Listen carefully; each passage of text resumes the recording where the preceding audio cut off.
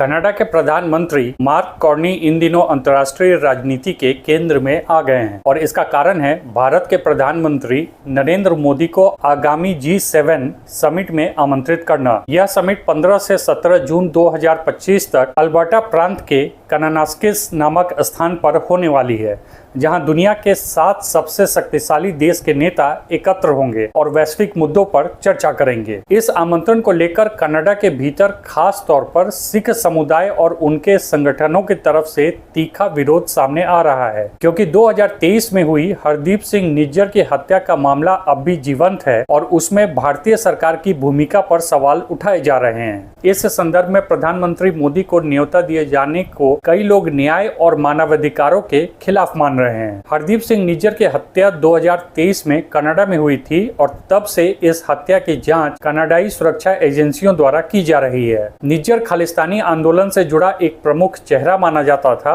और भारत सरकार उसे एक वांछित आतंकवादी घोषित कर चुकी थी, लेकिन कनाडा में उसे एक नागरिक अधिकार कार्यकर्ता के रूप में, विशेषकर सिख संगठनों और समुदाय के भीतर। जब उसकी हत्या हुई तो कनाडा ने सीधे तौर पर भारत सरकार पर आरोप लगाया कि इस हत्या में भारतीय एजेंसियों की भूमिका है। यह एक अभूतपूर्व कदम था, क्योंकि आमतौर पर एक देश दूसरे देश के खिलाफ इस प्रकार के सार्वजनिक आरोप नहीं लगाते, खासकर जब तक कानूनी प्रक्रिया पूरी न हो जाए। इस घटना ने भारत कनाडा संबंधों को गहरा नुकसान पहुंचाया। दोनों देश ने एक दूसरे के राजनयिकों को देश से बाहर निकाला और उच्च स्तरीय वार्ताएं भी स्थगित कर दी गईं। व्यापारिक और सांस्कृतिक संबंधों में भी ठंडापन आ गया, जिससे दोनों देशों के नागरिकों को नुकसान हुआ। इस तनावपूर्ण स्थिति के बीच प्रधानमंत्री कार्नी द्वारा प्रधानमंत्री मोदी को G7 समिट में आमंत्रित करना कुछ लोगों को भारत के प्रति नरम रुख के रूप में देखा जा रहा है, विशेषकर उन लोगों को जो निज्जर की हत्या को न्याय का सवाल मानते हैं।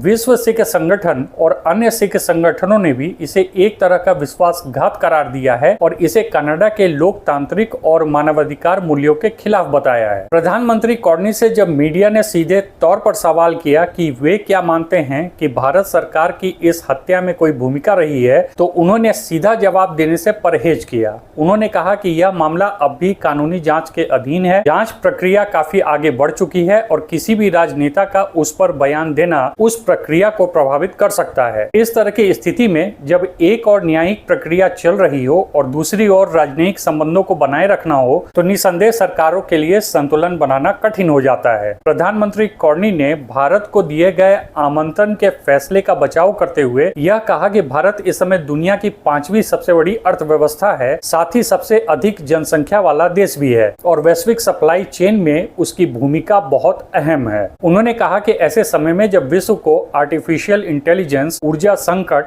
और दुर्लभ खनिज संसाधनों जैसी चुनौतियों का सामना करना पड़ रहा है, भारत जैसे देश की भागीदारी आवश्यक है। उनका यह तर्क राजनयिक दृष्टिकोण से सही भी प्रतीत होता है, क्योंकि G7 जैसे मंच पर सिर्फ सदस्य देशों की भूमिका ही नहीं होती, बल्कि वैश्विक संतुलन और सहयोग को बढ़ावा देना भी उद्देश्य होता है। प्रधानमंत्री मोदी ने इस आमंत्रण को स्वीकार करते हुए सोशल मीडिया पर एक पोस्ट किया, जिसमें उन्होंने भारत कनाडा संबंधों की तारीफ की और दोनों देशों को लोकतांत्रिक तथा जन जन के बीच गहरे संबंधों वाला बताया। उन्होंने भरोसा जताया कि दोनों देश आपसी सम्मान और साझे हितों के आधार पर मिलकर कार्य करेंगे। यह बयान ऐसे समय आया है जब भारत और कनाडा के बीच विश्वास की डोर काफी हद तक कमजोर हो चुकी है। ऐसे में यह बयान एक सकारात्मक संकेत हो सकता है, जो संबंधों में कुछ नरमी ला सकता है। हालांकि आलोचकों का कहना है कि कार्नी की यह रणनीति मानव अधिकारों के मुद्दे पर राजनीतिक लाभ लेने की एक कोशिश है। विशेषकर सिख समुदाय को यह लगता है कि निज्जर की हत्या की जांच को दरकिनार करते हुए प्रधानमंत्री को आमंत्रित करना उनके साथ अन्याय है। विश्व सिख संगठन ने यहाँ तक कह दिया कि यह कनाडा की मूलभूत मान्यताओं के साथ धोखा है। उनके अनुसार एक ऐसे नेता को मंच देना जिसकी सरकार एक हत्या की जांच के दायरे में हो, लोकतांत्रिक मूल्यों को कमजोर करता है। इस विरोध के बावजूद प्रधानमंत्री कार्नी ने संकेत दिया कि भारत कनाडा के बीच कानून व्यवस्था संबंधी संवाद फिर से शुरू हुआ है और दोनों देशों के अधिकारी संपर्क में बने हुए हैं। इससे जिससे यह अनुमान लगाया जा सकता है कि कूटनीतिक प्रयास अब फिर से चालू हो रहे हैं। यह भी कहा जा रहा है कि भारत कनाडा का 10वां सबसे बड़ा व्यापारिक भागीदार है और दोनों देशों के बीच आर्थिक संबंधों को नजरअंदाज नहीं किया जा सकता। इस पूरे घटनाक्रम ने यह स्पष्ट कर दिया है कि वैश्विक कूटनीति केवल न्याय या मूल्य आधारित नहीं होती, उसमें राष्ट्रीय हित, रणनीतिक साझेदारी और आर्थिक प्राथमिकताएं भी एक बड़ा रोल निभाती हैं। भारत का बढ़ती वैश्विक भूमिका, उसकी अर्थव्यवस्था और सामरिक ताकत के कारण पश्चिमी देशों को उससे संपर्क बनाए रखना आवश्यक लग रहा है। वहीं भारत के लिए भी यह अवसर है कि वह खुद को एक जिम्मेदार वैश्विक शक्ति के रूप में पेश करे और ऐसे आरोपों से खुद को मुक्त करे। जहां तक बात रही प्रधानमंत्री कॉर्नी की, तो उनके सामने दोहरी चुनौती है।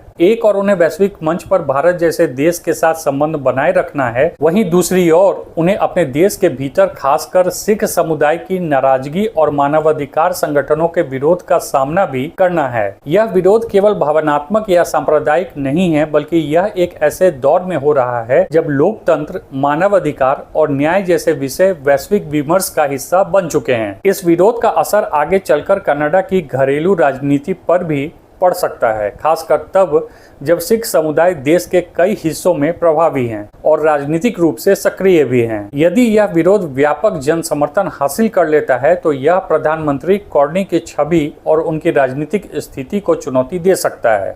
वहीं दूसरी ओर यदि G7 समिट में भारत की भागीदारी सकारात्मक साबित होती है और दोनों देशों के बीच कोई ठोस समझौता या सहयोग का संकेत सामने आता है, तो यह विरोध धीरे धीरे कमजोर भी पड़ सकता है। इस पूरे घटनाक्रम से यह साफ है कि कूटनीति अब केवल नेताओं की मुलाकात और बयानों तक सीमित नहीं रही, बल्कि अब यह लोगों की भावनाओं, मीडिया के प्रभाव और नागरिक समाज के दबावों से भी प्रभावित होती है। हरदीप सिंह निज्जर की हत्या का मामला सिर्फ एक आपराधिक जांच नहीं रह गया है, बल्कि यह भारत कनाडा संबंधों का एक निर्णायक बिंदु भी बन चुका है। ऐसे में प्रधानमंत्री मोदी को G7 समिट में आमंत्रित करना और उस आमंत्रण पर इतने तीखे विरोध का आना एक गहरी कूटनीतिक और राजनीतिक परत को दर्शाता है। यह देखना दिलचस्प होगा कि G7 समिट के दौरान भारत और कनाडा के बीच क्या बातचीत होती है और क्या कोई ऐसा कदम उठाया जाता है जिससे दोनों देशों के बीच की दूरी कम हो सके। लेकिन फिलहाल यह स्पष्ट है कि यह आमंत्रण प्रधानमंत्री कॉर्नी के लिए एक साहसिक लेकिन जोखिम भरा कदम साबित हो सकता है, जो उन्हें देश के भीतर और बाहर दोनों जगह जवाबदेह बनाएगा।